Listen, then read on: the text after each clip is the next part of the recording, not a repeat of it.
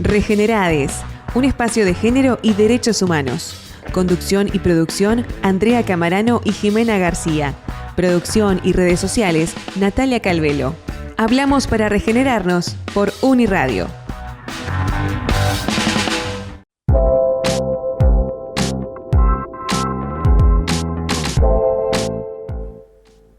Suena el eco del último aplauso, se apagan las luces, se barren los confetis y otra vez vuelve el silencio. Así termina muchas veces la fiesta de la diversidad, del compromiso, de las buenas intenciones. Septiembre ya se fue y con él las banderas, los posteos, los logos coloridos. La foto queda, pero el compromiso se guarda en un cajón. A eso le llamamos washing. Cuando la igualdad se convierte en un eslogan y no en una práctica. Cuando se celebra la diferencia sin mirar la desigualdad. Cuando se aplaude la inclusión, pero se la posterga en los presupuestos, en las decisiones, en la vida real. El investigador uruguayo Leonardo Peluso decía que muchas veces la diversidad se trata como una fiesta donde todos están invitados, pero sin cuestionar quién paga la entrada y quién se queda afuera. Por eso, esta vez, no queremos quedarnos con la postal de colores ni con la fiesta. Queremos seguir después del aplauso.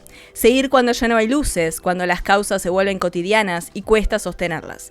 Tal vez la verdadera fiesta empiece cuando nos animemos a mirarnos, sin disfraces, a hablar sin miedo, a escuchar de verdad. Cuando entendamos que la diversidad no se agota en los colores, sino que se enciende en cada gesto cotidiano de respeto y de cuidado. Hablar de derechos humanos y feminismos es eso. Permanecer cuando pasa la moda, acompañar cuando no hay cámaras, incomodar cuando hace falta.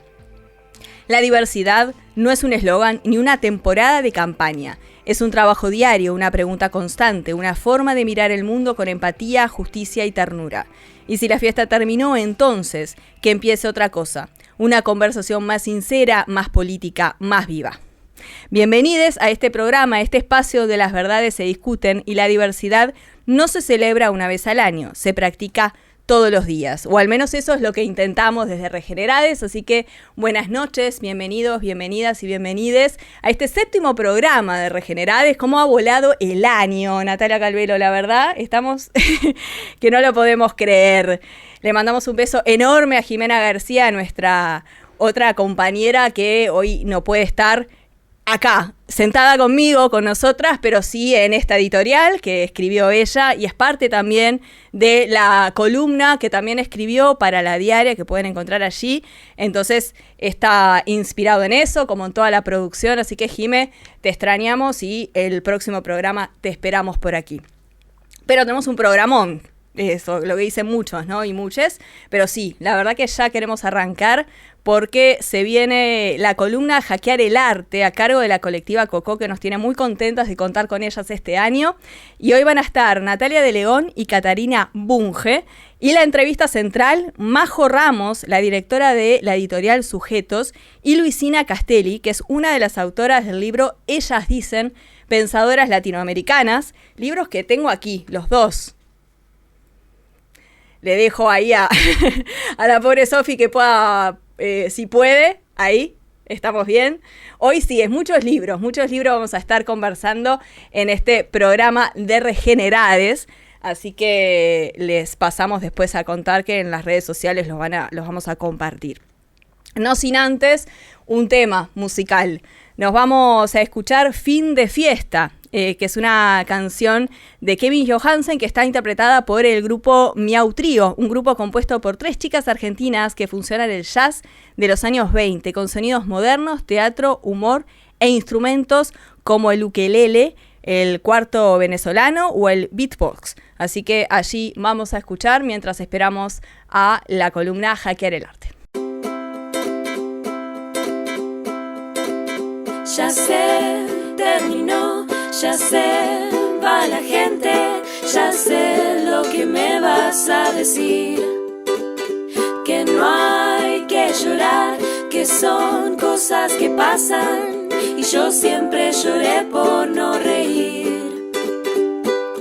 Pero no me queda más memoria, y no hay foto que quiera borrar. ya se acabó, ya es el fin de fiesta y nace el tan temido que dirán. Si se fue con él, si ella se fue con ella, y los que no entregaron ya lo harán. Si la vida es una orgía lenta, lo mejor debe estar por llegar. Ya se terminó, ya se va la gente, ya sé lo que me vas a decir. Que no hay que llorar, que son cosas que pasan, y yo siempre lloré por no reír. Si la vida es una orgía lenta, lo mejor debe estar por llegar.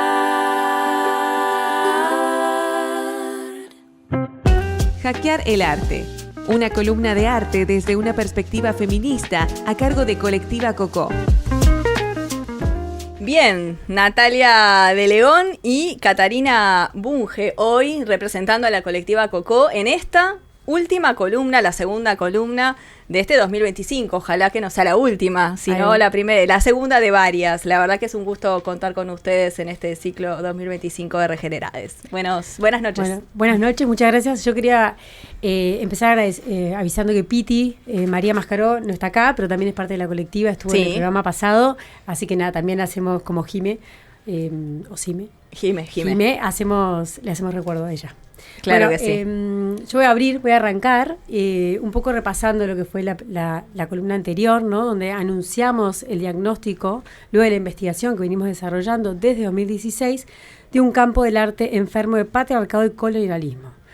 La vez pasada contamos algunos datos del observatorio y nuestra motivación de ser artistas en un campo hostil, que no nos despertó la sospecha de que algo no estaba bien. Sí. Hoy un poco la idea es hablar de las causas y efectos, ¿no? De ese campo enfermo de patriarcado. Bien. En el contexto que nació Coco, que fue en el 2016, como muchos otros colectivos de diferentes áreas, surge una nueva ola de feminismo, ¿no? Y ahí nos animamos como a actuar. Ya veníamos un poco contagiadas de esa efervescencia, por así decirlo.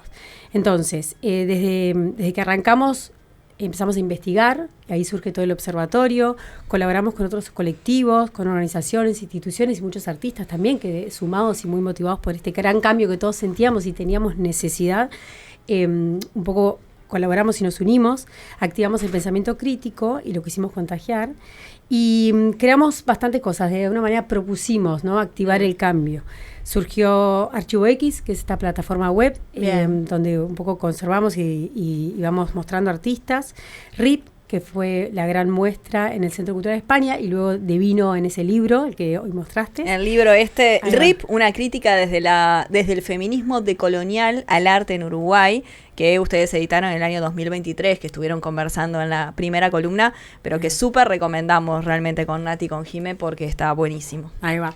Y bueno, también otras actividades de sensibilización, sobre todo también en instituciones educativas, donde nos interesa también, ¿no? Un poco hacer ese cambio, ese sacudón y empezar la deconstrucción, como sería. Claro, qué mejor, ¿no? En los espacios educativos donde es tan necesario esa interacción y esa semillita que hay que empezar a sembrar. Exactamente. Y un poco la idea que traíamos acá, y de también esto de sensibilizar y insertarnos en la educación, es como, bueno, ¿cuáles fueron las causas para que hubiéramos naturalizado lo que es un poco el nombre que le pusimos a esta columna? ¿Qué es lo que naturalizamos? Claro. No había mujeres artistas dentro del campo del arte, no había artistas mujeres en nuestro relato histórico.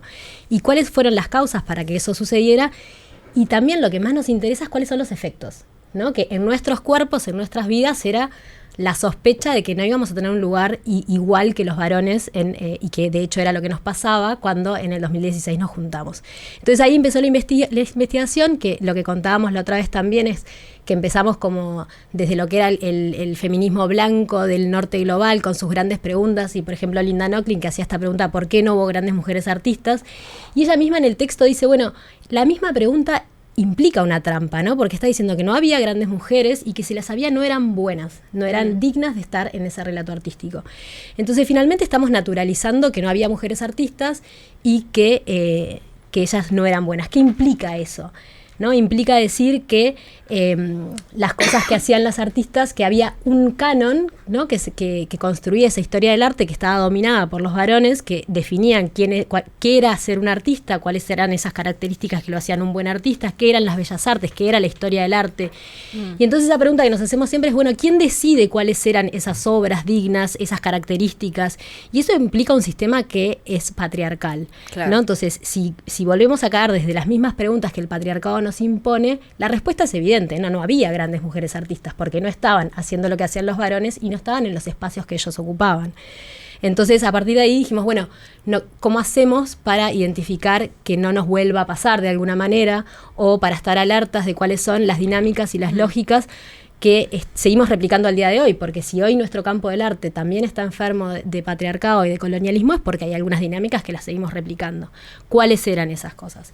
Y a partir de ahí empezamos una genealogía, de alguna manera, de cómo se construye esa historia del arte, un poco pensando, como decía Nietzsche en la genealogía de la moral, necesitamos la historia, pero la necesitamos de una forma distinta.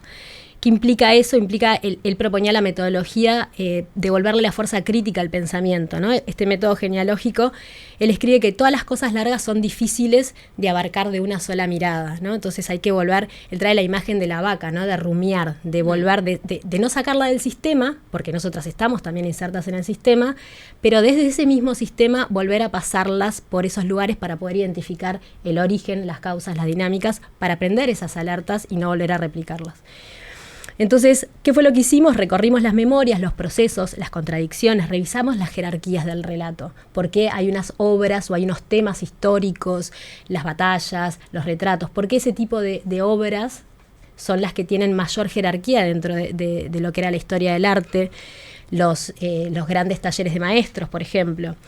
¿Y cómo llegamos a ese diagnóstico de un campo del arte enfermo del patriarcado y del colonialismo? Bueno, buscamos comprender las condiciones de origen de ese diagnóstico. Volver al lugar donde se trazaron esos orígenes de la historia del arte que hoy seguimos replicando. Entonces, finalmente hicimos un análisis concreto de los efectos que tienen en nuestra vida, que era un poco que decíamos, bueno, queremos ser artistas dentro del campo del arte con los mismos deseos seguro y queremos que tener también las mismas posibilidades. Pero entonces, ¿dónde estaban esas mujeres? Claro, artistas? ¿no? Pero justamente, estaban en algún lado. ¿Por qué no están en el relato? Bueno, porque no estaban haciendo las mismas cosas que los varones y porque no estaban ocupando los mismos lugares. Entonces, en el caso del campo del arte, las violencias y los ninguneos de alguna manera se replican también igual que en otras áreas de la sociedad, la ciencia, la academia, los espacios de poder, etcétera, ¿no? Los gobiernos y demás, la política, diferentes luchas sociales que se han recorrido. Bueno, en el campo del arte sucede lo mismo.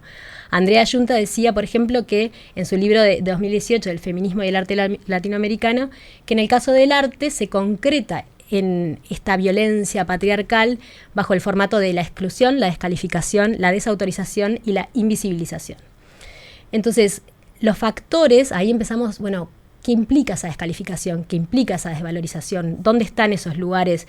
Y tiene que ver con definir cuáles son los grandes soportes, los mecanismos de validación estética, de gestión, de distribución, de mecenazgo, a quienes estaba dentro de la historia del arte, de alguna manera catapultando hacia ser esos grandes genios, y que implicaba el genio artista. Eso también tiene toda una leyenda, un mito que tiene que ver con situaciones que son de varones necesariamente. Una mujer nunca va a tener ese genio porque no está acorde dentro de las características de lo que es esa construcción mítica, de alguna manera.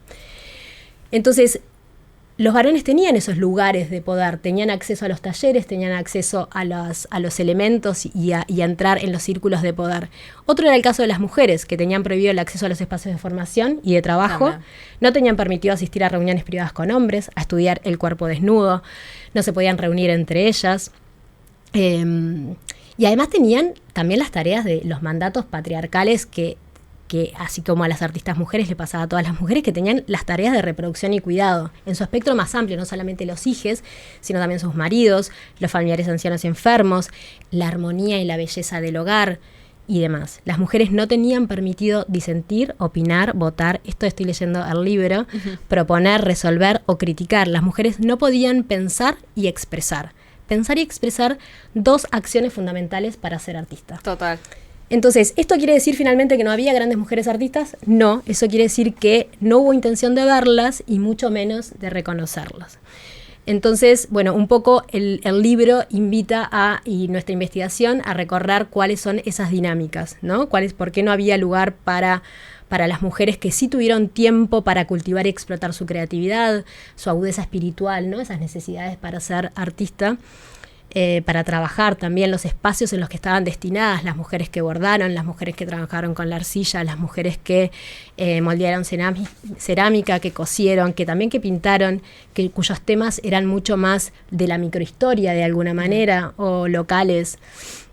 ¿Dónde estaban esas mujeres cuando sí se reunían? Donde podían, por ejemplo, en las reuniones de costura, en los talleres de hilado, que todavía hasta el día de hoy siguen por fuera del canon, porque tenemos grandes tapices anónimos, esos anónimos. También eso, ¿no? Eso les iba a comentar, ¿no? Muchas obras anónimas o muchas obras también con nombres de hombre, ¿no? Que tenían que también las mujeres poner, seudónimos para poder entrar en esos seudónimos, como en la literatura, como en un montón de casos que también sucedía, o que estaban asociadas a un taller donde llevaba el nombre del taller mismo o de la empresa familiar, que en general estaba asociada a un hombre.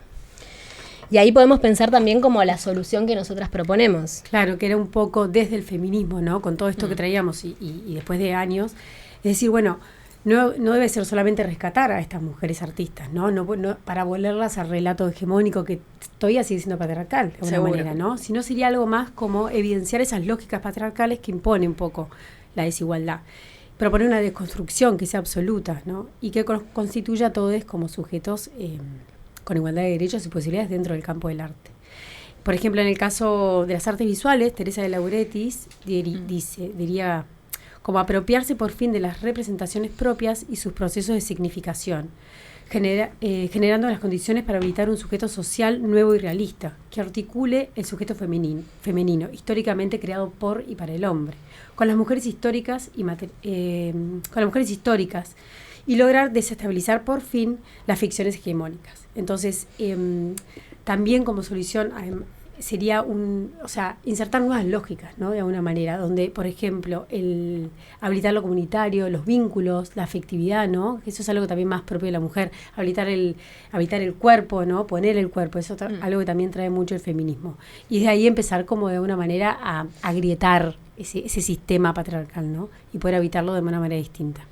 Y esto, por ejemplo, con el que terminaba un poco gira alrededor de toda nuestra investigación, que ¿es necesario visibilizar a las mujeres artistas? Sí, es necesario. Es necesario hacer ese ejercicio arqueológico de saber quiénes y dónde estaban, pero no es suficiente. Es necesario, sobre todo, despertar las alertas frente a las dinámicas y a las lógicas que se siguen imponiendo dentro bueno, en nuestro caso, dentro del campo del arte. Pero sí, pero también que nosotros repetimos como casi por un automático, ¿no? Que nos corregimos en el lenguaje, nos corregimos, por ejemplo, a quién, qué referencias usamos en las bibliografías, qué autoras, o mismo si tenemos que referenciar a alguien en el campo del arte. O sea, es como una deconstrucción constante. También. Y porque es más difícil también, es mucho más difícil ir a buscar las fuentes de autoras mujeres que estuvieron escribiendo. Nos pasó a nosotras con el libro, fue un ejercicio arduo de encontrarlas, las encontramos y estaban diciendo quizás las mismas cosas que nosotros, pero hace 30, 40 años. Lo que pasa es que no están en bibliografías, no están recogidas en los libros. Entonces esos ejercicios implican una acción de resistencia activa que es necesario para poder cambiar el futuro y el presente de quienes estamos acá habitando las diferentes áreas. Sí, sí. Y algo a mí que me acordé de que muchas veces nosotros en Archivo X investigamos muchas artistas fallecidas, ¿no?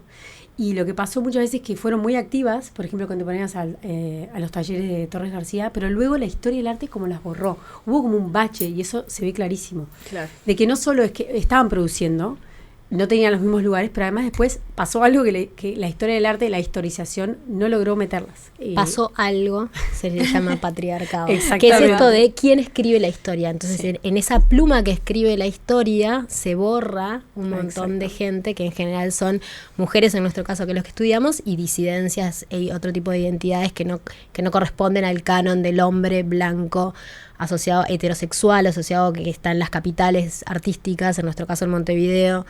Todas esas otras identidades quedan por fuera de ese canon. Bien. Hay que seguir investigando, hay que seguir visibilizando a estas mujeres artistas y dejar de naturalizar lo que es, ¿no? Totalmente. Justamente. Sí, proponiendo. Y Eso producir nuestras propias imágenes, porque también las imágenes desde lo que se construye el sujeto mujer que estamos acostumbrados a ver, son aquellas mujeres que pintaron por y para el placer masculino. Las pintaron ellos y las pintaron en función de sus propios intereses de alguna manera. Entonces, meterse ahí, que es algo que el feminismo está trayendo desde hace décadas, es construirse, y por eso lo de los sujetos históricos, de poder de alguna manera hacer coincidir las representaciones que tenemos con los sujetos históricos, sus necesidades, sus deseos, sus goces, etcétera. Ahí va. Bien. Bueno, divina columna, muchísimas gracias por haber sido parte de Regenerades 2025. Le mandamos un beso muy grande a María Mascaró. Muchísimas gracias Natalia de León y Catalina Bunge por esta columna de Hackear el Arte. Muchísimas gracias a ustedes y muchísimas gracias por este espacio. Para nosotras es un honor. Ojalá que se pueda seguir de alguna manera. Ojalá que sí. No hay verdades, o no son de tener razones. No hay verdades, o no son de pedir perdones. No hay verdades, si las hay te las dejo sueltas. No hay verdad sin tenerte en cuenta.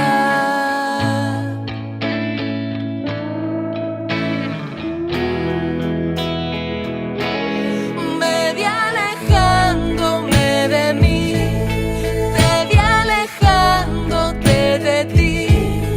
Nos vi caer, nos vi romper, nos vi perdernos el buen tiempo. Sabemos ser y parecer. Salió mal, nos hizo bien, nos hizo bien, nos hizo bien. No hay amores que desprecien otros amores. No hay amores que despejen otros errores. No hay amores,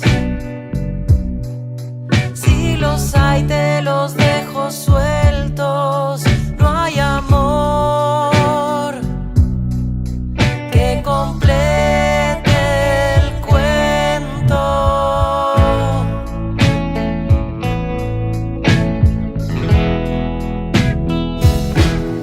Me vi alejándome de mí, te vi alejándote de ti.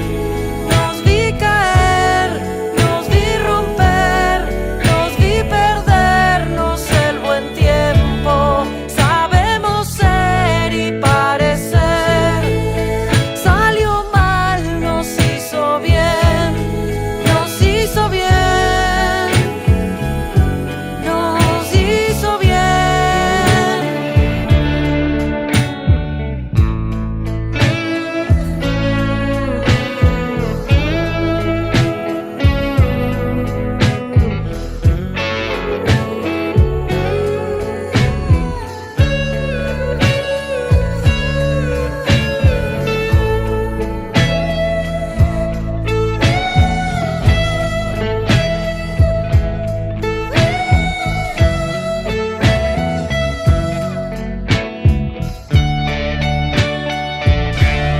Me vi alejándome de mí, te vi alejándote de ti. Nos vi caer, nos vi romper, nos vi perdernos el buen tiempo. Sabemos ser y parecer. Salió mal, nos hizo bien, nos hizo bien, nos hizo bien.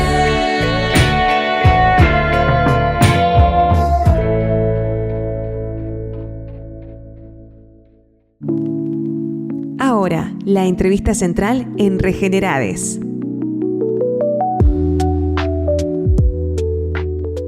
Bueno, Estábamos escuchando la canción hermosa de Ana Prada y Natalia Oreiro, No hay verdades, no hay dependencia ni idealización ni final triste, hay afecto libre, maduro y horizontal. Esta canción, que desde una perspectiva feminista es un canto a la autonomía afectiva y a la diversidad del deseo.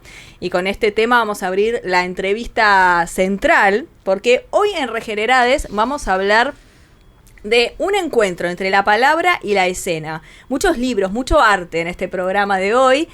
Y en este caso vamos a estar contando sobre 2 proyectos que se entrelazan. Uno es la obra Atentado, que es una producción de la Comedia Nacional, y otro, el libro Ellas Dicen, Pensadoras Feministas Latinoamericanas, que fue el punto de partida de esta obra claramente, y ya vamos a conocer un poquito más. Pero Atentado no es una simple adaptación, es una apuesta innovadora que lleva al teatro los principios del libro, mostrando que hay muchos feminismos posibles, muchas voces y formas de pensar el mundo desde distintos lugares, y ya vamos a conocer un poquito más de qué se trata. La obra toma ideas y la transforma en experiencia, convierte a Montevideo en un gran escenario y al público en parte de una vivencia comunitaria y transformadora. Súper interesante y original esta forma. Esta obra se estrenó el pasado 30 de octubre en la Sala Verdi y va a estar en cartel todos los miércoles, jueves, viernes y sábados de noviembre. Y para conocer un poquito más, recibimos a Majo Ramos, directora de la editorial Sujetos, y a Luisina Castelli, antropóloga e investigadora, y es una de las autoras del libro Ellas Dicen. Muy buenas noches. Muchas gracias. Bueno, bienvenidas. Bueno, mucho para conversar tenemos en este rato. De todo. Por eso nos parecía como súper interesante conocer primero el inicio de todo esto, ¿no? Porque bueno, Atentado le inspira la obra Ellas Dicen, que además, Ellas Dicen nace de un curso universitario, ¿no? Que se transformó en un libro que inspiró esta obra de la Comedia Nacional. Quizás, bueno, Luisina, que nos puedas contar cómo fue ese tránsito del aula al papel que les impulsó a realizar este libro, ¿no? Tan interesante. También otro libro que voy a recomendar porque lo leí y me encantó. Me lo regalaron y la verdad que me encantó. Es un buen regalo. Sí. Bueno, había una vez... A ver, somos todos oídos. Había una vez un equipo un grupo de docentes universitarias de la Facultad de Humanidades, del Centro de Estudios Interdisciplinarios Latinoamericanos de esta facultad, que nos propusimos realizar un curso para estudiantes de la facultad y para estudiantes también de otras facultades sobre pensamiento feminista latinoamericano. Eso fue en el 2021, creo, que fue la primera edición del curso virtual porque estábamos en plena pandemia. Claro, y como si no tuviéramos cosas para hacer, dijimos, bueno, ¿qué más podemos hacer? Claro, vamos a hacer otro curso. Pero bueno, nos convocaba esta idea en común, estábamos muy entusiasmadas y bueno, el curso se mantiene. De hecho, en este momento está transcurriendo una nueva edición de este curso, lo hacemos todos los años, ya pasamos el chivo para estudiantes. Muy, muy importante que eso. Les interesa, es todos los años en el segundo semestre. Y bueno, y a partir de esa experiencia del curso, donde cada una de las docentes y también docentes invitadas, investigadoras invitadas, nos propusimos comenzar un proceso de escritura sobre las autoras con las cuales dialogábamos, porque cada docente invita de alguna forma a una autora, investigadora, pensadora latinoamericana. Bien. De distintos países. Y bueno, y ahí comenzó esta aventura, ¿no? Primero pensando en que podía ser un material didáctico para estudiantes. Nos preguntábamos mucho, bueno, ¿cómo se hace para transmitir esto que nosotros estudiamos, ¿no? En algún otro tipo de formato más amigable o no es que los trabajos de las autoras o las investigadoras no sean amigables, sino, bueno, otro formato, ¿no? En esto del vínculo con estudiantes. Y bueno, y ahí surgió esta idea de escribir y desarrollamos todo un proceso en el cual íbamos elaborando un texto referido al pensamiento de una autora o investigadora latinoamericana y luego, bueno, las demás compañeras leían lo que la otra escribía, nos comentábamos y así sucesivamente hasta que tomó la forma de un libro Y llegamos así con la propuesta a Sujetos, a la editorial, quienes, publicaron finalmente el libro, que ya va por su segunda edición. Bien. Eso es en síntesis. Ahí va. Claro. Majo, contanos un poco también sobre Sujeto Editores, que se destaca por publicar obras que impulsan debates sociales y políticos cruciales, ¿no? Como, que en el caso de Ellas Dicen, pensadoras feministas latinoamericanas, un libro que articula también la militancia, la academia. ¿Cómo llegó también la propuesta y cómo fue también ese desafío? Bueno, llegó, yo creo, porque Sujetos tiene una colección feminista que se llama la colección feminista Uyunusa, que tuvo su primer libro en 2020. También nos pusiste una pandemia y nosotros, ¿qué hicimos? Libro. Arrancamos una editorial.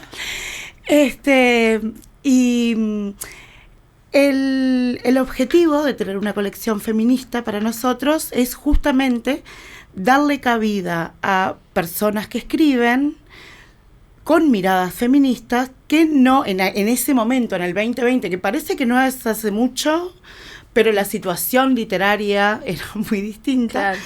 Eran textos que no tenían cabida, no había quienes los publicaran, no tenían entrada mucho a ningún lado, todavía no había un montón de mesas violetas en las librerías. Básicamente la literatura feminista que llegaba a Uruguay era desde el extranjero, particularmente Argentina.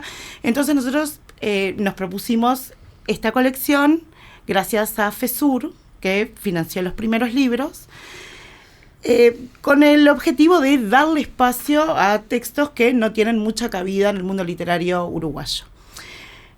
Cuando llegó el manuscrito inicial de Ellas Dicen, parte de lo que nosotros queremos hacer y de dar cabida es darle difusión y hacer amigables, usando la misma palabra, textos académicos y adaptarlos a una lectura más sencilla o más, un poco más fácil de acercarse, con no tantas citas largas, con no tantos pies de página, como suele ser la escritura académica. Entonces nosotros veníamos, es una colección que no tiene género. Nosotros veníamos de publicar ensayos de Ana Laura Di Giorgi, el libro del feminismo e izquierda en Uruguay en los 80. Después habíamos publicado una novela de Mariana Olivera, que se llama Desplazamiento hacia el Rojo. Entonces teníamos ensayo, novela. Después de eso vino el testimonio, de la mano de Lilian Celiberti y Lucy Garrido, con la reedición de Mi habitación, mi celda. Después vinieron cuentos, los cuentos de Corazón te raja, de Soledad Castro Lazaroff. Y estábamos pensando, ¿qué viene luego de esto? Y decidimos volver al ensayo. Y una de las cosas que nos resultó muy atractivas del libro es esto que te contaba Luisina, el planteo del diálogo.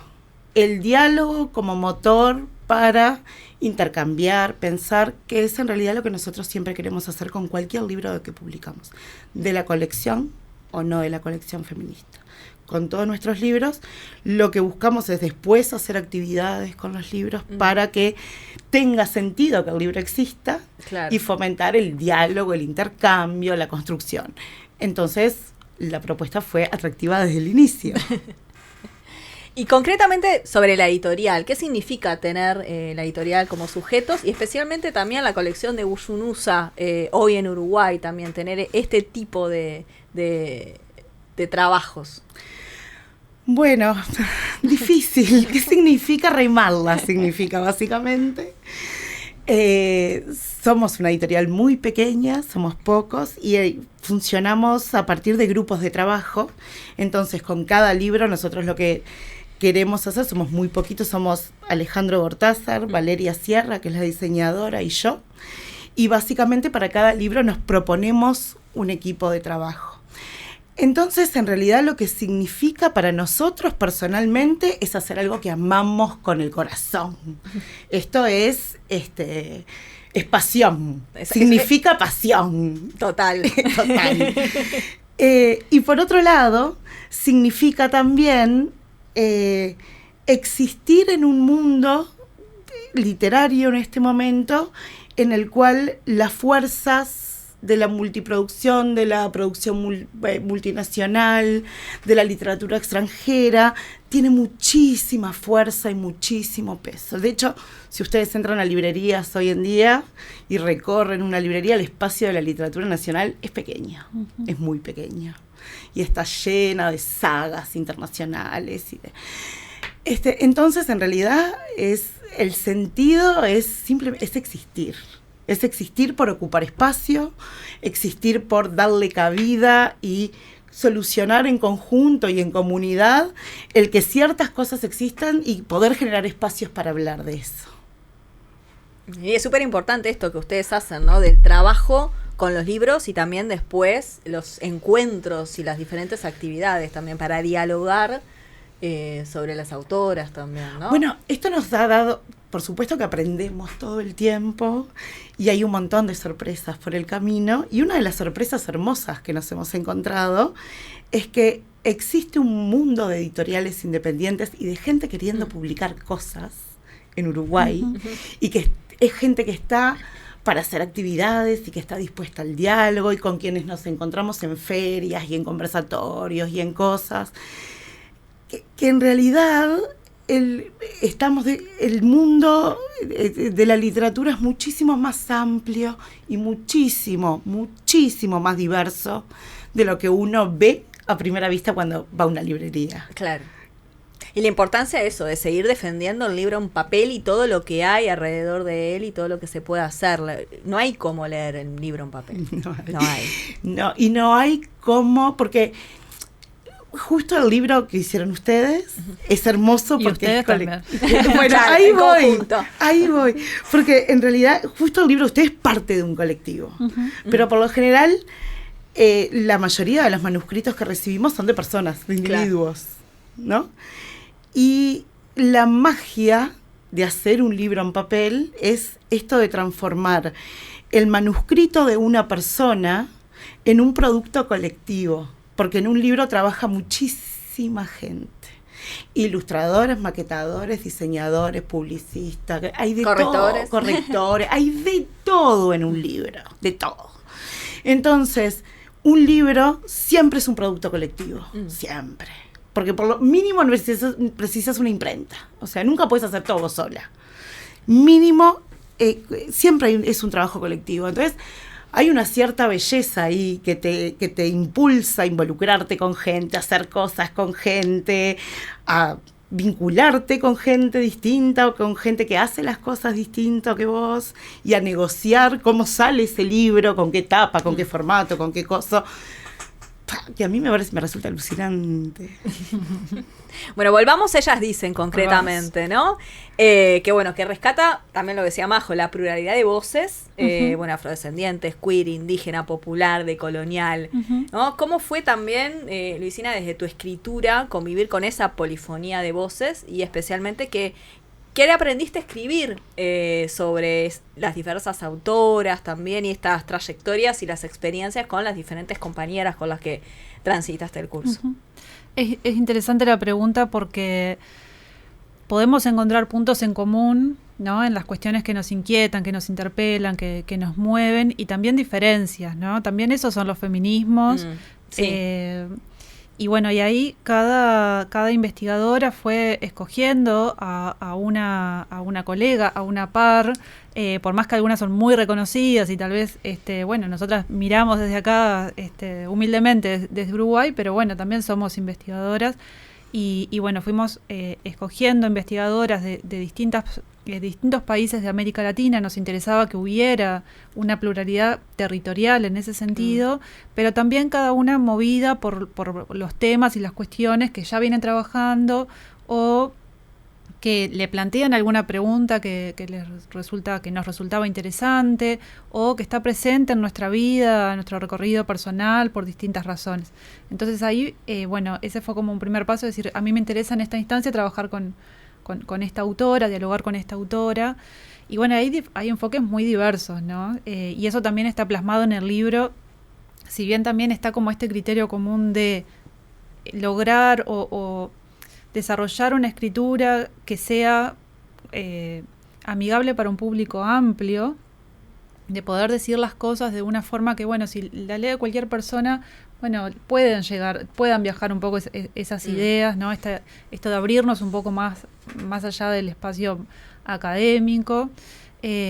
También está la impronta de cada una, también está esto de, bueno, de los recorridos, de cómo dialogamos con determinadas ideas, cómo nos hacemos preguntas. Y hay diferencias muchas veces en los enfoques de las distintas autoras o pensadoras con las que trabajamos. Por ahí recorridos muy, muy diferentes entre sí, incluso algunas autoras que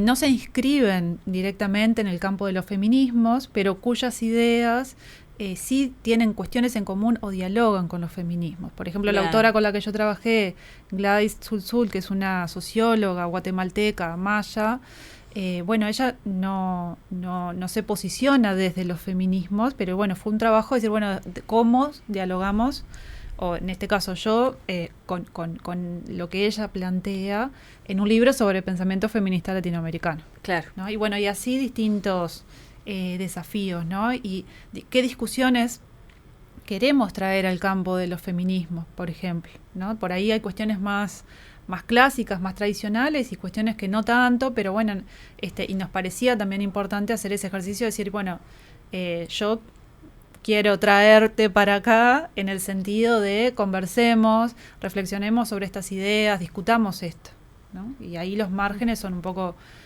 permeables, ¿no? O sea, esto de que no hay verdad, no sé cómo fue que decían al inicio, no hay verdad. No hay verdades. ¿No? No hay verdades. Total. Bueno, mencionabas esto, ¿no? La socióloga guatemalteca Gladys Tzultzul, que también en el libro vos decís que la habías conocido hace muy poco tiempo. Sí. Yo la conocí contigo, Yo leyendo el libro. Yo también. No la conocía, me pareció súper interesante esto que mencionaba, ¿no? De cómo las mujeres indígenas sostienen la vida comunitaria a través del trabajo colectivo y todo. Y qué reflexiones te llevó a conocer también a esta autora y elegirla de alguna manera. Bueno, a mí me interesaba plantearme ese desafío de mirar hacia un lugar al cual no había mirado en el sentido de, en mi recorrido como investigadora, ¿no? Pero bueno, cómo desde Uruguay miramos a Centroamérica, cómo miramos hacia Guatemala puntualmente, qué conocemos de Guatemala, qué conocemos de las etnias que están en ese estado de nación, su historia, los conflictos históricos que se han planteado y qué ideas se están elaborando desde allí, ¿no? Cuando comenzamos con las compañeras a ver, bueno, yo trabajo con esta autora, yo con esta, de acá, de allá, bueno, yo me fui para ese lado y me lo planteé como un desafío, ¿no? Ya había, en realidad, antes del libro, fue un desafío que surgió cuando comenzamos con el curso, porque, bueno, comencé a trabajar con esta autora a partir de ese momento.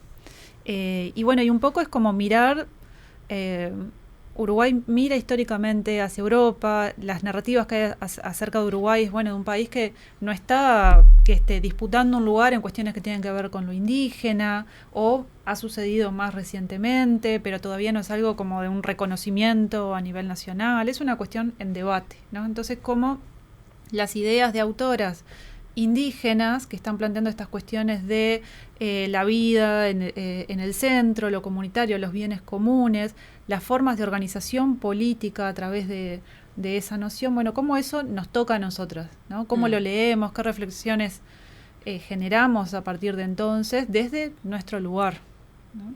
Bueno, fue un poco por ahí. Bien, bueno, algunas de las autoras, por ejemplo, Leila González, Rita Segato, Graciela Saprissa, por citar algunas de ellas, algunas de las autoras que van a estar en Ellas Dicen. Sí.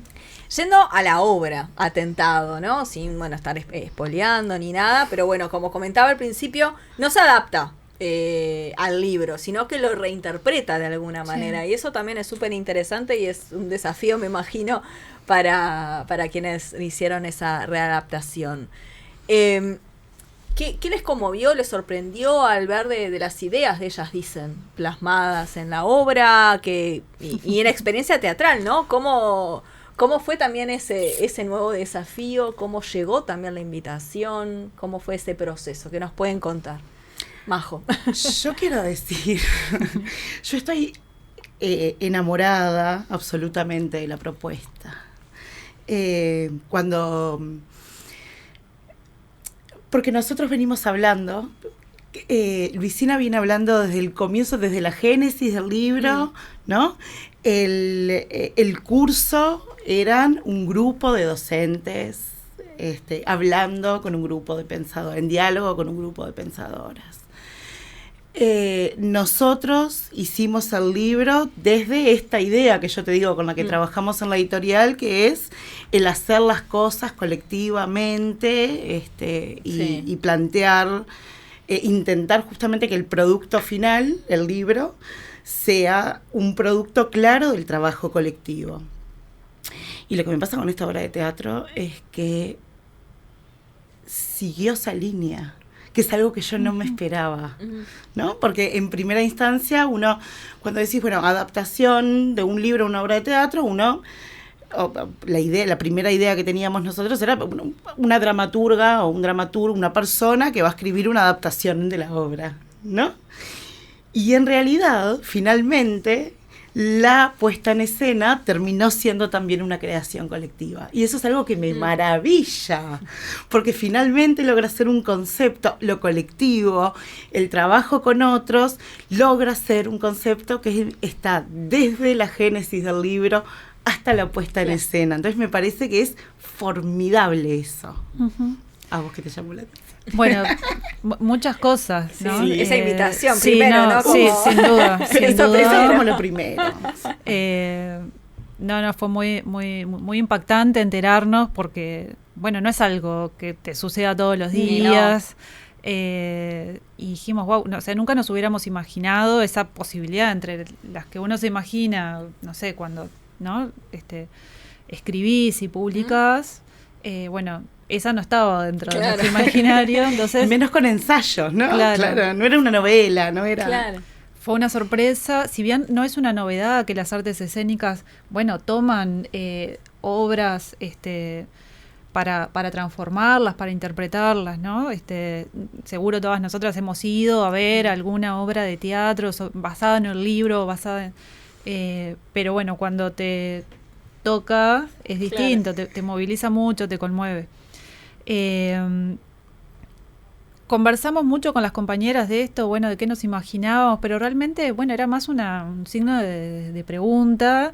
Y acá ya aprovecho a invitarles a todos a que vayan a ver la obra.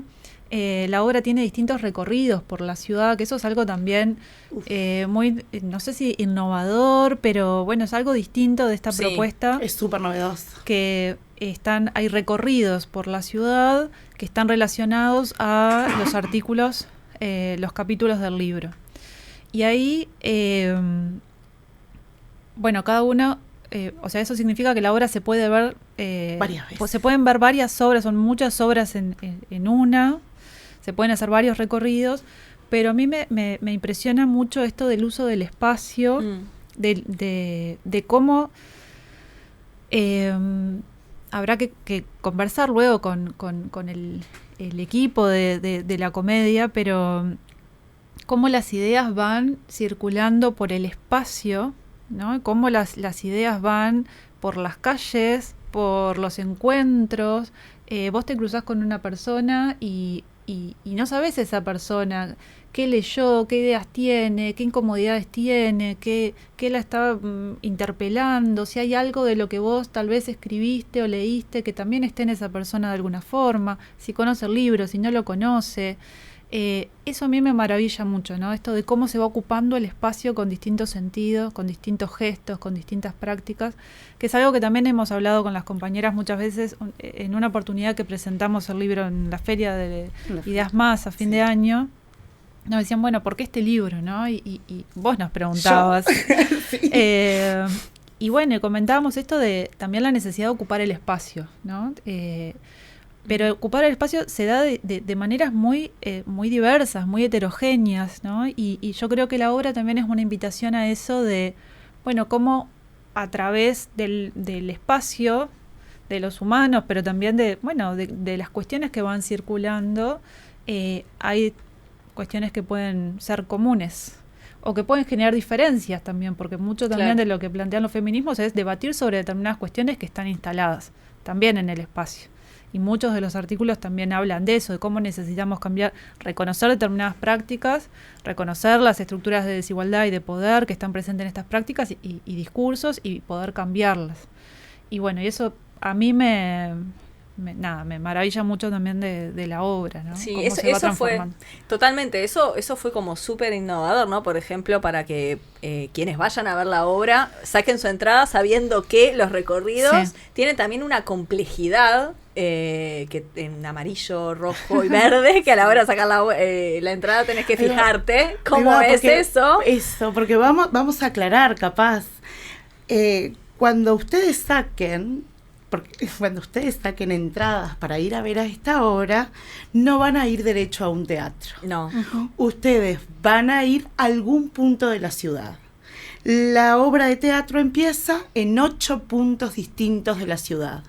Entonces la obra se divide en 2 partes. Una primera parte en la cual uno hace el recorrido por la ciudad, que puede ser, esto es lo que decías tú de los distintos niveles de dificultad, porque puede ser caminando, en ómnibus, qué sé yo, hay distintos recorridos desde distintos lugares. La primera parte es hacer el recorrido por la ciudad hasta llegar al teatro, y la segunda parte de la obra se da en la Sala Verdi. Entonces, es esto que decías vos de ocupar los espacios, de elegir los recorridos, es porque efectivamente es una obra que también se plantea de la diversidad. Tendríamos que ver, tu explicación tendría que haber estado primero. Por ejemplo, bueno, la explanada Tres Cruces, en el espacio Liber Mártires Estudiantiles, en el cementerio central frente al Panteón Nacional. Sí. Después en la explanada de Montevideo, frente al David, en el mirador panorámico de la Intendencia. Después en la Rambla Portuaria. Y en la Plaza de Deportes número 1. Así que esos son los... Y me faltaba uno, la escalinata central de la explanada del Teatro Solís. Y hay que... otra cosa que es algo que a mí me resulta muy novedoso de esta propuesta de Florencia Littner y del elenco, porque es una obra de colección, de creación colectiva. La dramaturgia está... la autoría de la dramaturgia es colectiva. Es que para hacer este recorrido se le pide a las personas que compran la entrada que tengan un celular cargado, porque uno va a ir a intercambiar, o uno va a ir a recibir, o uno va a ir a ser parte de algo durante ese recorrido, que no es únicamente esto de la actitud pasiva del espectador de ir a sentarse en una butaca y que la obra suceda, ¿no? Como así, medio lejos de uno, preferentemente arriba de un escenario y qué sé yo. Esta propuesta es a hacer el recorrido con los actores y las actrices en la primera parte, y se pide que tengas un celular cargado porque algo va a ir sucediendo. Bien. No vas a, quizás, es algo más que plantearte como ir al teatro como espectador. Claro. Y eso también me resulta súper interesante. Sí, un poco a contrapelo de, vieron que cuando vas al teatro siempre te dicen apaga el celular. Claro. Esto es una multiplicidad de recorridos, de espacios, de lugares, de voces también. Súper interesante. Y algo que me llamó la atención, que la obra parte de un Uruguay en crisis, donde parece que ya no hay recursos ni certezas y la cultura se sostiene a puro esfuerzo en un Montevideo del 2030, 2074 o 1970. Claro. ¿No?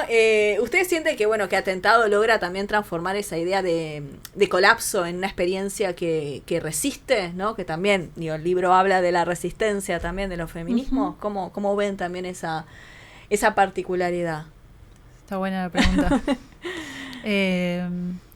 Yo quiero pensar que sí, ¿no? De alguna forma los feminismos y el campo artístico-cultural siempre están en crisis. Sí. Y en distintos sentidos. Creo que hay una parte de esos sentidos que los necesitamos en crisis, porque también de alguna forma es lo que te permite mover cosas, hacerte otras preguntas, crear algo nuevo. Hay otra parte de ese sentido de la crisis que estaría bueno cambiarla, que tiene mucho que ver con la precariedad del trabajo en el ámbito artístico-cultural. Por eso esto mi interpretación de los distintos de los distintos escenarios temporales para mí tiene un poco que ver con en mí. Después la gente, el resto podrá contar sus propias interpretaciones, pero hay algo de que no importa en qué momento nos situemos, hay algo que permanece en crisis. Y bueno, esa crisis se puede abrir como en distintos, hacia distintos lugares, y yo creo que si hay crisis también hay resistencias, pero incluso si no hubiera crisis, o sea, la apariencia de no crisis también puede llamar a las resistencias, porque algo también que nos pasa desde los feminismos es que muchas veces, bueno, empezamos a resistir sobre cuestiones que parecieran ser un manto de normalidad, ¿no? Cuando aparentemente está todo bien, cuando no el status quo. Y ahí surgen resistencias a decir, no, esto no está tan bien como pensamos, acá hay que mover algunas cuestiones. Entonces, bueno, para mí la crisis es necesaria, pero para generar cambios, ¿no? Y bueno, y revisitar la crisis y ir hacia otros escenarios también. Majo. Y buscar otras respuestas. Sí. A mí yo estoy bastante en la misma línea que vos, pero además me parece que el hecho de que la propuesta sea, y viniendo de la comedia nacional, claro, que ¿no? Que es alguien, o por lo menos en el imaginario, la comedia nacional tiene puestas muy tradicionales, lleva al teatro a autores consagrados, hace muchas cosas que tienen, el elenco es el único, es uno de los elencos más estables que ha tenido, o sea, en toda esa estabilidad y en toda esa institucionalidad gigante que es la comedia, me parece que el hacer una propuesta de este tipo, como la que está planteando Florencia y con la que están planteando Florencia y el elenco, me parece que también es una muestra de resistencia. Es como una resistencia hacia el teatro tradicional, una resistencia hacia el espectador sentado y solamente, justamente, expectante de lo que sucede sin ningún otro estímulo. Y entonces me parece que, en cierta forma, esta puesta en escena, esta propuesta, está teniendo la capacidad, todavía no hice todos los recorridos, pero está teniendo la capacidad de resistir también en su propio juego. Una propuesta que busca otro tipo de interacción con los espectadores, que busca otro tipo de relación con el espacio, que busca otro tipo de relación hasta con los celulares, ¿no? Uh-huh. Y me parece que eso en cierta medida también puede verse como una cierta resistencia desde el lado creativo hacia la propia institución que respalda la puesta en escena. Me parece tremendo. Sí, sí. Y en el resto estoy, pero 100% de acuerdo contigo, me encantó lo que dijiste. Igualmente. No, aparte, leyendo la presentación de la obra, ¿no? Es una obra de recorrido, una cartografía afectiva que comienza en la calle, recorre el teatro y aún nadie sabe dónde termina. Eso me parece como maravilloso, es una forma también de resistir, de ser innovadoras. Así que la verdad que la obra Atentado está como muy interesante desde todo punto de vista, como para verla ahora cuando con Jimé y con Nati saquemos entrada, vamos a ver a dónde vamos, ¿no? Sí. ¡Qué recorrido! Es una decisión. Es una decisión. Ahora más intrigada estoy, como, bueno, ¿qué elección hacer? Bueno, pero además también es algo muy lindo. A mí me gusta mucho ver teatro. Ahora que tengo hijas ya no miro tanto, no puedo ir tanto al teatro como antes, pero siempre me gustó mucho. Y también pasa esto, de que en realidad las obras que yo me acuerdo, o las obras que uno generalmente se acuerda, son las obras que te mueven algo, que te cuestionan algo, que te tocan algo, si no, es una experiencia olvidable. Entonces, ya desde el planteo que uno tenga que tomar una decisión, como, bueno, ¿qué recorrido voy a hacer? Sí. ¿No? Ya es una cosa que vos ya te estás planteando algo y vos ya estás moviendo algo de vos antes de empezar la obra de teatro, y eso me parece muy muy atractivo y por otro lado me parece muy cuestionador, muy interpelante, porque ya desde el inicio la decisión de qué obra vas a ver no es solamente del elenco que te la presenta. Entonces eso me parece también que es como que es parte de la cosa. Sin duda. Una pregunta más sobre el curso, porque me quedó como pendiente, algo muy interesante, ¿no? Esto de que ustedes, la motivación del libro fue la intención de conocer, acercar estudiantes, docentes, investigadoras, activistas y a personas interesadas en conocer las ideas y las trayectorias de estas investigadoras, estas pensadoras que no son tan conocidas quizás. ¿Cómo van a seguir con el curso? Mencionaste de que están ahora realizando el curso en este segundo semestre, pensando en el 2026, que nos estén escuchando, que quieran también y les interese, ¿no? Lean Ellas Dicen, o vean Atentado y digan, a mí me interesa también ir a estudiar. Sí. Bueno, nos planteamos seguir con el curso, porque ya desarrollamos mucho cariño, mucho amor por esa propuesta de enseñanza que tenemos desde la Facultad de Humanidades. Algo que hemos ido haciendo también con el curso es rotar un poco quién va gestionando, quién va desarrollando algunos roles y otros, en esto de compartir también responsabilidades. Y también algo que que venimos conversando todavía de forma incipiente con las compañeras, pero que queremos hacer, es empezar a conocer a otras pensadoras. Traer al curso a otras pensadoras. Escoger, siguiendo con este criterio de una multiplicidad de territorios, pero traer a otras al diálogo. Y así de alguna forma poder irnos renovando en estas interlocuciones. Y preparando Ellas Dicen 2. Bueno, ¿por qué no? ¿Por qué no? Nos encantaría. ¿Es un curso electivo, optativo dentro de la facultad? Sí, es optativo para todas las carreras de la Facultad de Humanidades y también para de otras carreras de la UDELAR. Sí. Bien, eso es importante, porque quizás quienes estén escuchando y quieran también sean de otras carreras, acá de la FIC. Bueno, capaz que también. Son bienvenidas. Perfecto. ¿El curso es el nombre del curso? Sí, el curso se llama Pensamiento Crítico Feminista Latinoamericano. Sin el Ellas Dicen. Sí, por eso, ¿viste? Me quiero anotar Ellas Dicen, como que no. Claro. Me pediría no les va a dar mucho corte.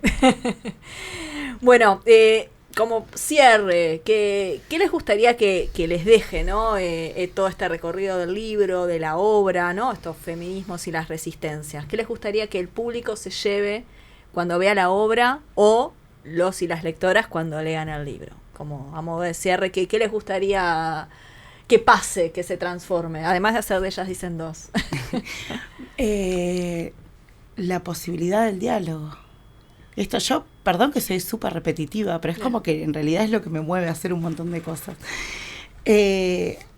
Me gustaría que quien lea el libro o quien vea la obra de teatro sienta la picazón esa de moverse a ver, bueno, yo leí esto, yo vi esto y me pareció tal cosa, y vos. Eso es lo que más ansío sobre casi cualquier cosa que hago con la editorial, es que la gente viva o sienta o lea o piense desde su perspectiva y que el paso natural que le surja sea decir, bueno, a mí me pasó tal cosa, ¿y a vos? Eso es lo que más quiero. Uh-huh. Bueno, a mí me gustaría que pudiera haber distintos recorridos en el sentido de personas que por ahí no conocen el libro, tal vez, ser parte de la obra, las invite o las lleve de alguna forma a conocer el libro. Eso, claro. Me encantaría. Y también viceversa, ¿no? Gente que por ahí está conociendo el libro pueda acercarse a ver la obra. Espero que la gente...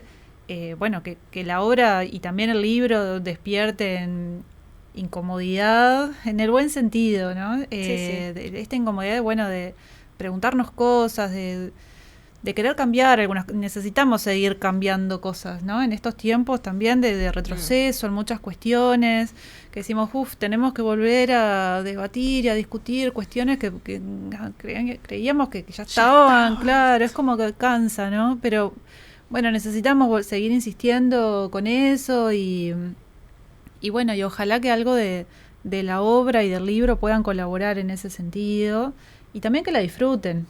Sí. ¿No? También, capaz que primero que la disfruten.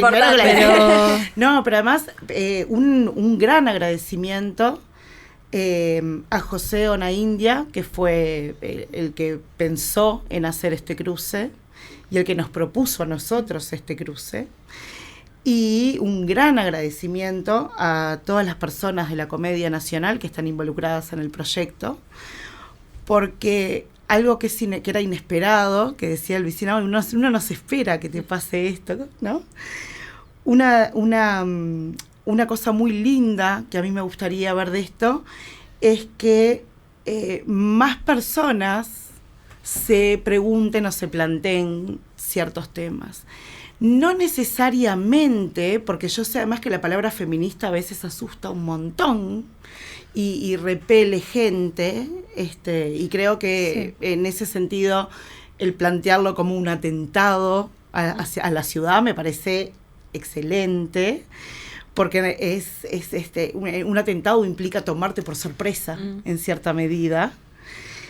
Entonces algo que me encantaría es que esto que también que decía Luisina un poco, que es que esto llegue a un montón más de gente que capaz que o no se compraría un libro de ensayos feministas, o que llegue el libro a gente que de repente solamente conoce teatro. Claro. Entonces esto del cruce, esto que te permita ampliar audiencias, no solamente el título de ampliar audiencias, sino que efectivamente me encantaría ver que hay temas de discusión que se plantean, hay temas bien complejos que se plantean, que efectivamente se planteen entre mucha más gente, porque cuantas más personas somos intercambiando sobre los temas, más fructífera es la discusión y a mejor puerto podés llegar una vez que lográs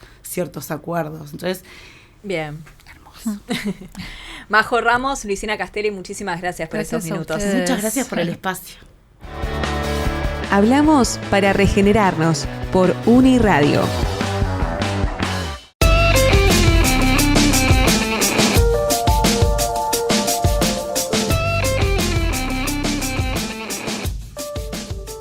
Hoy no está Jimena García, pero por supuesto que sí está su recomendación de siempre, por supuesto, porque como les tenemos acostumbrades a quienes nos escuchan y nos ven por Uniradio, siempre traemos algún libro, alguna película, alguna serie para que se lleven también. Bueno, en este caso hablamos de Animal, una serie liviana que puede levantar conversaciones. Está ambientada en la Galicia rural y es la historia del veterinario rural que pasa a trabajar en una tienda boutique para mascotas. Invita a pensar no solo en el capitalismo doméstico, sino también en el problema de humanizar animales.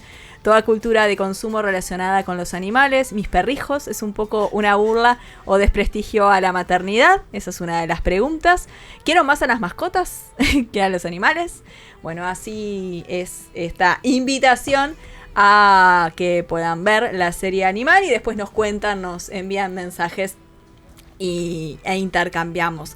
En las redes sociales, hoy, con mi amiga y mi dos, que hizo también Aguantando los Trapos, Natalia Calvelo, estuvo allí. Le mandamos un beso muy grande a Jimena García, que estará mirando luego este programa y seguramente vamos a terminar juntas esta temporada 2025 de Regenerades.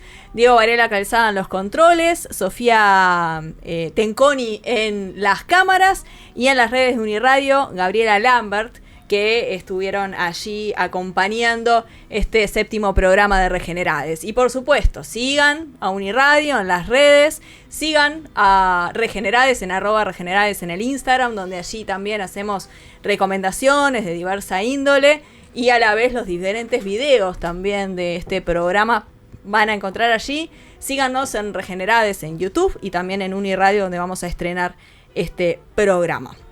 Así que ahora sí nos vamos y ya suena de fondo Bolsa de nylon en la rama de un árbol. Esta preciosa canción junto a Estela Magnone, que se llama Andenes. Andenes es una pieza poética y atmosférica que usa la imagen de los andenes como metáfora del tránsito, la espera y el paso del tiempo. No es una canción de amor romántico en el sentido clásico, sino más bien una reflexión sobre el vínculo y la separación, sobre los momentos en que dos vidas se cruzan y luego siguen su curso. Así es como presentamos Andenes y en este programa que hemos llamado Fin de Fiesta, Arte y Feminismos en Escena. Y ahora sí, nos vamos y hasta el... No puedo creer, ¿2 de diciembre? Ay, no, qué locura. Buenas noches. Las ventanas de mi casa hoy se abrieron de repente y sé que he sobrevivido al ahogo del ausente. Las paredes de mi casa soportaron el temblor y descubro con asombro que tal vez así es mejor, que no vale tu abandono ni un minuto más de dolor, que mi llanto desolado fue de todo lo peor. Y uno tras otro recojo aquellos pedazos de mí que desparramaste con tu repentino partir. Y día tras día encuentro un adormecido latir. Y yo que creía que ya no podría vivir.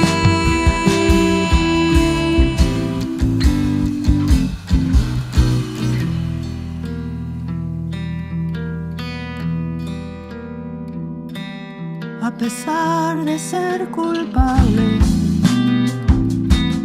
de mi noche más terrible, tengo que reconocerte algunas de las felices. Aprendí a querer contigo y a veces dio resultado. Hoy de todo lo vivido no me queda demasiado. Y uno tras otro recojo aquellos pedazos de mí que desparramaste con tu repentino partir. Y día tras día encuentro un adormecido latir. Y yo que creía que ya no podría vivir. Y uno tras otro recojo aquellos pedazos de mí que desparramaste con tu repentino partir. Y día tras día reencuentro un adormecido latir. Y yo que creía que ya no podría vivir.